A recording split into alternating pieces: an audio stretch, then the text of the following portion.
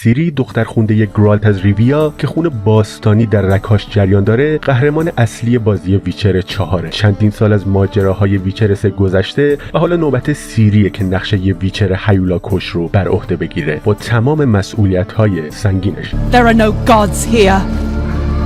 There are only monsters. سلام، اینجا بازی پلاته و امروز با شماییم با بررسی دقیق تریلر منتشر شده از بازی ویچر 4. سیری دختر خونده گرالت از ریویا حالا قهرمان اصلی ویچره. در ابتدای تریلر ما زرهش رو میبینیم، شمشیرهای استیل و نقرش و همچنین مدالیونش، اما مهمتر از همه چشمهای گربه وارشه، نشونه روشنی از گذروندن ترایل آف گراسز یا آزمون علفها، یه مرحله خطرناک برای تبدیل شدن به ویچر. ویچرها در جریان آزمون علفها با مواد و گیاهان خطرناک آزمایش میشن و اگه بتونن دووم بیارن بدنشون به چیزی فراتر از انسان تبدیل میشه. تهیه کننده اجرایی ویچر 4 میگه ویچر شدن تصمیم خیلی مهمی بود، هم برای سیری و هم برای بازی. اینکه سیری کی و چطوری ویچر شده هنوز مشخص نیست. این تریلر فقط یه اشاره کوچیک به این قضیه میکنه. خیلی‌ها اولش فکر میکردن مدالیون سیری گرگ باشه، یعنی اون باید متعلق به مدرسه ویچری گرگ باشه، اما اگه دقت کنیم میبینیم که این مدالیون در واقع یه لنکس یا سیاهگوشه که نوعی گربه است و به این ترتیب سیری باید از مدرسه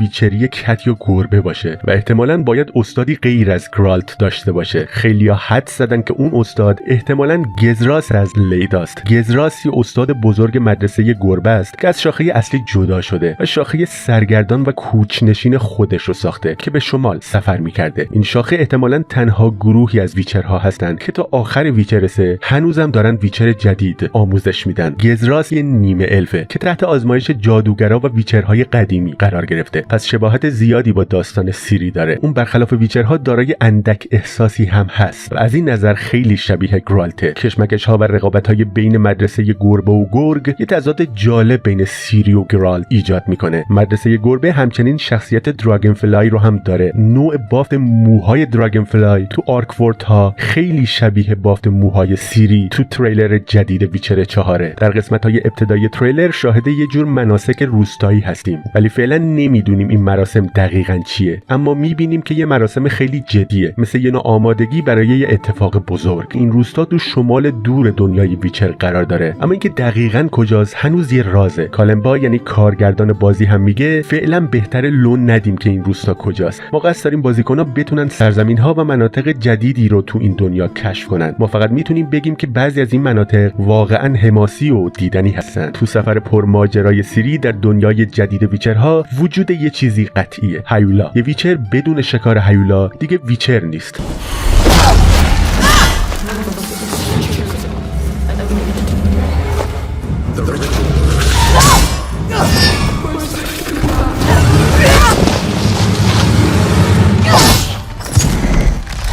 تو تریلر هم یه موجود جدید و ترسناک رو میبینیم. کارگردان بازی میگه اسم این هیولا باوکه. اون میتونه بوی ترستون رو حس کنه و با بدترین خاطراتتون بازی و فلجتون کنه تا راحت تبدیل به شکار و غذاش بشین. این موجود جدید و جالب ریشه در افسانه‌های سربستان داره، ولی CD Projekt Red از یکی از باس‌های سایبرپانک 2077 هم برای طراحی این باس الهام گرفته. کارگردان بازی اشاره میکنه که کار استودیو روی باس فایت فانتوم لیبرتی یه نقطه عطف خوب برای ساختن هیولاهای بزرگتر و بهتر بوده. اما با تمام صحبت‌هایی که کارگردان بازی میگه خیلی‌ها منتظرم ببینن با پیشرفت بازی‌های مبارزه محور بر پایه سلاح‌هایی مثل شمشیر و انتشار بازی‌های قدرتمندی تو این حال هوا ویچر 4 میتونه تو درآوردن گیم پلی مبارزه حرفی برای گفتن داشته باشه یا نه. اولین چیزی که از ابزار ویچری تو تریلر میبینیم احتمالاً مهمترینشونه: شمشیر. کارگردان بازی تایید میکنه که این یه شمشیر نقره‌ایه. شمشیرهای نقره‌ای برای شکار هیولاها ساخته شدن. قبل از نبرد با باوک میبینیم که سیری داره شمشیر نقره‌ایشو تیز میکنه و اگه آخر بازی ویچر 3 رو به یاد داشته باشین احتمالاً این شمشیر رو میشناسین. کارگردان بازی میگه فکر میکنم بعضیا میتونن حدس بزنن که این شمشیر احتمالاً زیرل باشه. این شمشیر هدیه گرالته و گفته میشه هیچ ویچری شمشیر بهتر از این نداشته. در ادامه میبینیم که سیری قبل از اولین ضربه از یه آیتم مهم دیگه ویچرها استفاده میکنه: پوشن. این معجونهای سمی افزایش قوای ویچرها اگه توسط انسانهای معمولی مصرف بشن قطعاً باعث مرگشون میشن. اما سیری به عنوان یه جهش یافته مثل همه ویچرها نه تنها زنده میمونه بلکه از این پوشن یه توانایی هم میگیره. گرالت و سیری کلی تفاوت دارن ولی وقتی بحث مبارزه میشه مهمترین تفاوتشون جادوه. گرالت فقط میتونه چند تا طلسم خیلی ساده به اسم ساین یا نشانه رو اجرا کنه، اما سیری قدرت جادویی واقعی در اختیار داره چون خون باستانی در رگ‌هاش در جریانه. اما این تریلر نشون میده که سیری خیلی بیشتر از چیزی که قبلا دیدیم به جادو مسلطه. سیری نه تنها جهش یافته است بلکه یه جور سرچشمه است، یه سرچشمه قدرتمند. این باعث میشه که به نوعی بین دنیای ویچرها و دنیای جادوگران ارتباط برقرار کنه. تو تریلر میبینیم که سیری وقتی تو مخمسه گیر میکنه انرژی آبهای درون غار رو میکشه و تبدیل به یه انفجار الکتریکی میکنه.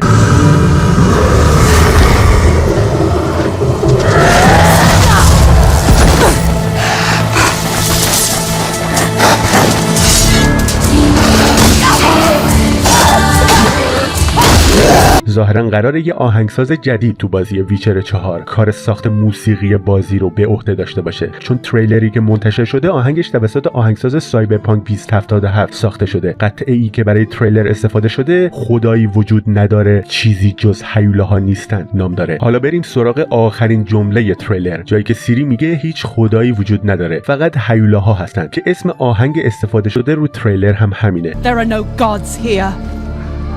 There are only monsters. اما این جمله تو این داستان چه معنی داره؟ کارگردان بازی توضیح میده ما دوست داشتیم کمی فضای تفسیر رو باز بذاریم. شما نمیدونین سیری قراره چه کاری انجام بده، اما طرز ادا کردنش نشون میده که تو این جنگل هیچ خدایی وجود نداره، فقط یه هیولا توش بوده به همین سادگی. اما این مردم با خرافات زندگی میکنن. سیری جمجمه هیولا رو بهشون نشون میده، اما اونا بازم راههای قدیمی و خونین خودشون رو میرن. دنیای ویچر دنیای سیاهیه، دنیایی که خرافات رنگ واقعیت به خودشون گرفتن. تو سرنوشت دختر روستای تریلر چنین چیزی مشخصه. پدرش پیکر خونینش رو در قسمتی از تریلر به دست داره و احتمالاً روستایی‌ها کشتنش. و سیری هم که فکر میکرده داره کار درست انجام میده، هیچ وقت فکرشو نمیکرده که انتخابش عواقب خونینی به همراه داشته باشه. این دقیقاً همون چیزیه که CD Projekt Red برای طراحی مأموریتاش انجام میده، انتخاب‌ها و عواقبشون. سیری اومده به روستا برای یه کار هیولا کشی که ویچرها معمولاً انجام میدن، اما مشخصه که هدفش نجات جون یه انسانه، یعنی همون دختر روستایی. و با اینکه میونی یعنی همون دختر رو از چنگال اون هیولای وحشتناک نجات میده، روستایی‌ها از زنده موندن قربانیشون ناراحت میشن. قربانی که فکر میکنن از شر محافظتشون میکنه و بعد خودشون دست به این کار وحشیانه میزنن و اونو میکشن. برای همینه که ظاهرا سیری از مردم و خرافاتشون خسته شده. به نظر میرسه در فاصله اینکه سیری به میونی میگه برگرد به روستا پیش پدرت و خودش درگیر مبارزه با هیولا میشه، مردم روستا میونی رو کشتن. طراحی چهره سیری با اون چیزی که ما تو بازی ویچر 3 دیده بودیم متفاوته. به نظر میرسه صورتش کمی پرتره و حالت جا افتاده تری نسبت به سیری ویچر 3 داره، چرا که اونجا جوان‌تر بوده. البته CD Projekt Red معمولا تو تریلرهای اولیه‌اش قیافه کاراکترها رو طوری طراحی میکنه که بعد از انتشار بازی با نسخه نهایی خیلی فرق دارن. مثلا طراحی چهره گرالت تو نمایش‌های اولیه بازی ویچر 3 با نسخه نهایی گرالت خیلی فرق میکرد. خاندان سالازار نماد عدالت و قدرت در سرزمین والدلاوس بودند، نشانه امید برای روستاییانی که به این خاندان سلطنتی اعتماد زیادی داشتند. اما با یک اتفاق شوم در تاریخ این خاندان، این خانواده سلطنتی برای همیشه از هم میپاشه. سلام، اینجا بازی پلاته و امروز با شماییم با بررسی سرگذشت خاندان سالازار در فرانچایز رزیدنت ایول. نسل‌های مختلف خاندان سالازار معماری قصری